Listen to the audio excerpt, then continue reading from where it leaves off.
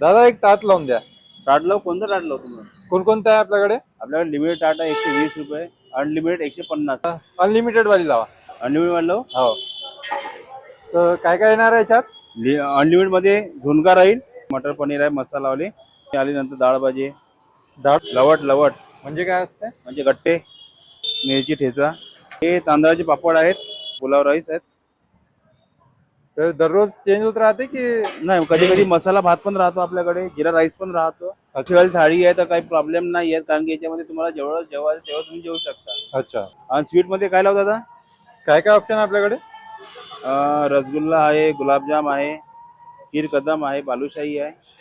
जे तुम्हाला आवडेल ते लावून द्या. नाही, तुम्ही सांगा ना तुम्हाला काय हवं.